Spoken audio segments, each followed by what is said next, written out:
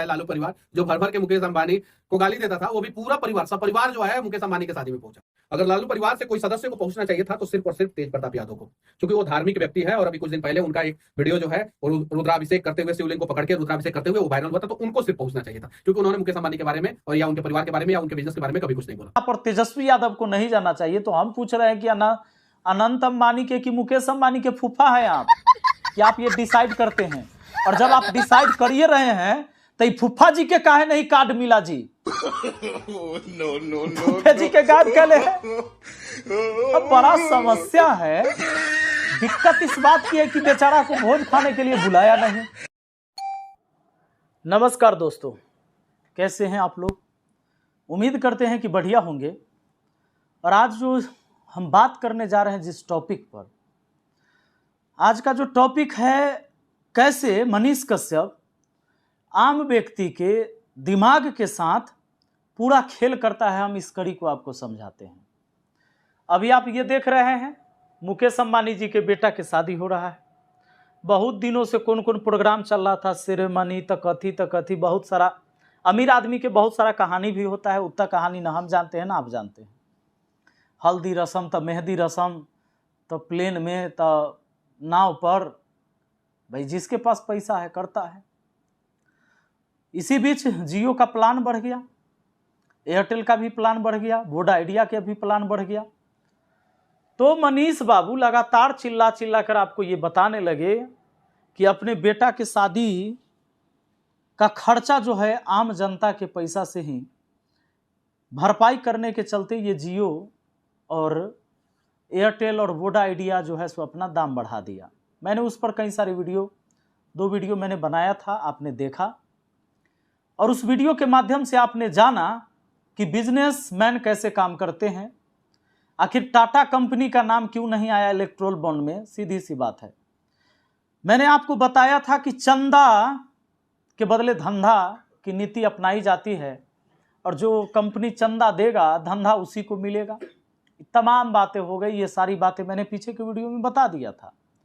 हालांकि अब मनीष कश्यप के जुबान पर यह बात आता है कि वो भी बोलते हैं चंदा की बात। अभी मैंने एक वीडियो देखा था, लेकिन शादी में बहुत सारे लोगों को बुलाया गया, पक्ष के विपक्ष के, साधु संत महात्मा सेलिब्रिटी सभी लोग पहुंचे। और जाहिर सी बात है, किसी की भी शादी होता है घर में, आदमी जो इसको बुलाता है अपने औकात के हिसाब से बुलाता है और वैसे लोगों को ही बुलाता है। अब आप बताइए कि कोई बड़ा सा मंत्री का बेटी के शादी होगा या बेटा के शादी होगा, तो कोई भी आज तक ऐसा किया है क्या कि वो मंत्री के नहीं बुलाएगा, नेता सबके नहीं बुलाएगा? हम लोग, आप लोग जैसे गरीब आदमी सबको कहीं से बुला लेगा। हालांकि अब हम गरीब के श्रेणी में नहीं है, हमको हटा के बात कीजिएगा। मेहनत के दम पर आप आगे बढ़िएगा और अपनी गरीबी को खत्म कर सकते हैं।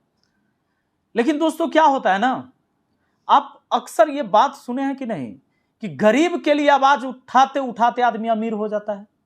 इसका रीजन क्या है जानते हैं?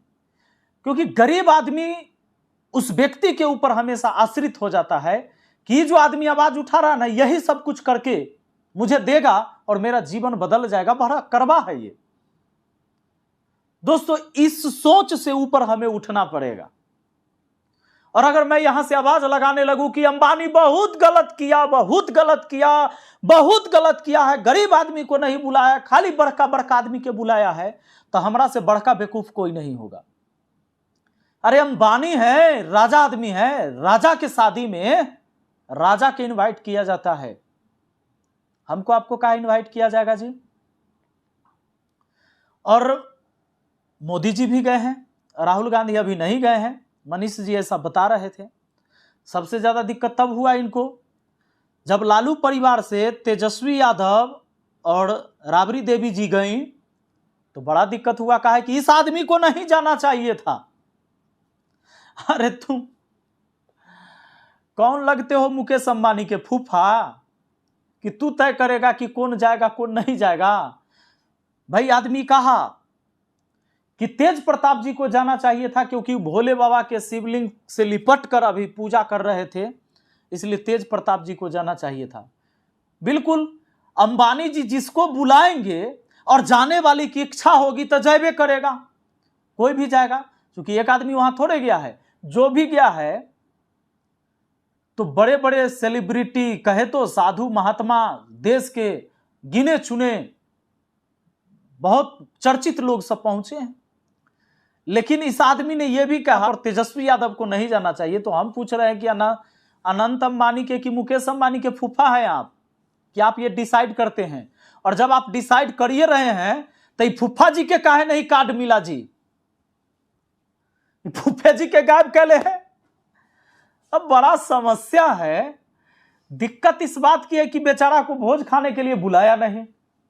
इनको जहां अपना दिक्कत होता है ना, वहां ही सबको जोड़ते हैं। और इन्होंने एक बात और कहा कि एक बहुत बड़ी चीज है कि वहां उनके संस्कार के बारे में बताया, अंबानी परिवार के संस्कार के बारे में, कि कम से कम ये धार्मिक है, साधु संतों को, सभी धार्मिक लोगों को बुलाया।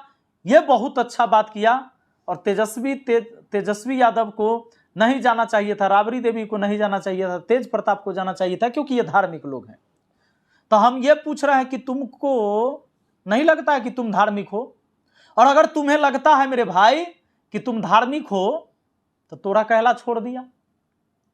तो इस बात का जवाब दो कि आप धार्मिक हो कि नहीं।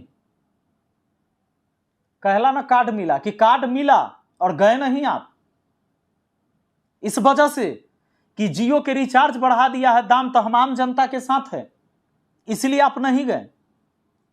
ना ना ना ना ना ना, समय बदलते आपको बदलते देर नहीं लगता है, समय के साथ बदलना आपका स्वभाव हो गया। अब आप बीजेपी के खिलाफ हैं, कई सारे भाषण आपने दे दिया, आपने कह दिया है कि एकलव्य समझ के हमको अंगूठा मांगा गया था, हम चुनाव नहीं लड़े, कहा कि हम अपना अंगूठा काट के दे दिए कि जाइए, हम अपना बलिदान दे दिए हैं, हम चुनाव नहीं लड़ेंगे, और हमारे साथ छल हुआ। तो क्या उनके खिलाफ आप जाएंगे? जिसने एकलव्य के अंगूठा मांग लिया और एकलव्य का अंगूठा कट गया, तो उनके खिलाफ आप जाएंगे? ऐसे तो नहीं जाएंगे, लेकिन आपको जब अपना पर्सनल जरूरत पड़ेगा तो आप उनके भी खिलाफ जाएंगे।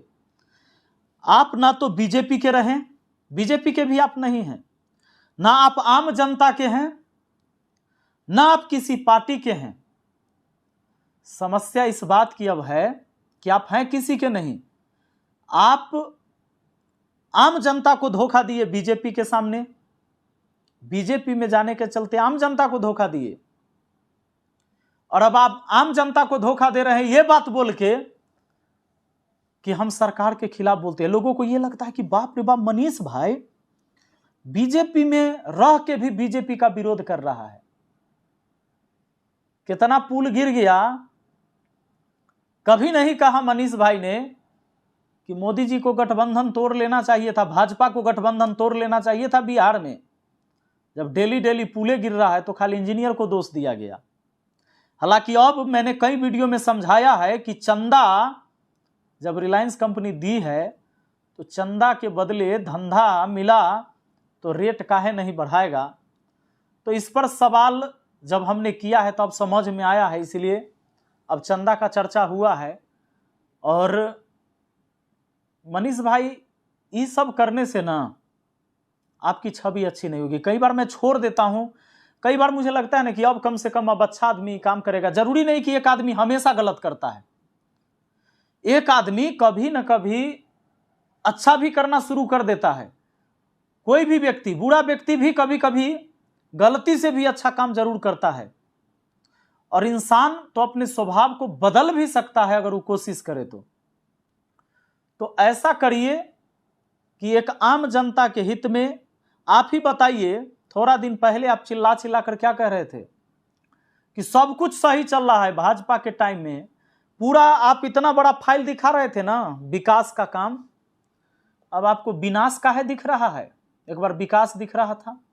तो जब मैं उस समय जनता को जागरूक कर रहा था कि 5 साल में एक बार इस आम जनता को वोट गिराने का अधिकार मिलता है, मौका मिलता है, फिर 5 साल तक ही कुछ नहीं कर सकता है, तो हम गलत थे और आप उस समय सही थे। काहे जानते हैं? काहे कि आप उनके गोद में खेल रहे थे। और अब आपको लग रहा है कि वो गलत है। काहे? अब गलत इसलिए लग रहा है कि राज्यसभा न भेजा गया, आपको नहीं भेजा गया, तब आप ये कहते हैं कि जात देखकर भेज रहा है, हमने अपना अंगूठा काट कर दे दिया, हम अब क्या करें। तो समस्या इस बात की है कि जब भी आपका स्वार्थ पूरा नहीं होता है तो उसके खिलाफ चले जाते हैं, खाली पर्सनल स्वार्थ में।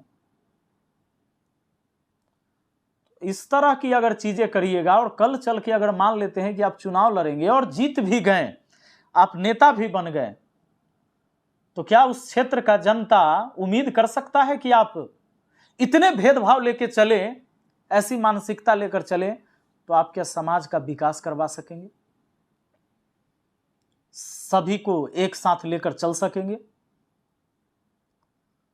तो स्वच्छ विचार बनाइए साफ सुथरा मन से, और यह निश्चित है कि जब आप साफ सुथरा मन से चलने लगेंगे, बात करने लगेंगे, तो निश्चित है कि लोग आपके साथ अच्छी सहानुभूति दिखाएंगे और प्यार भी मिलता है लोगों को, क्योंकि यही वो लोग हैं जो किसी को लाख से खाक और खाक से लाख बनाते देर नहीं लगाते हैं।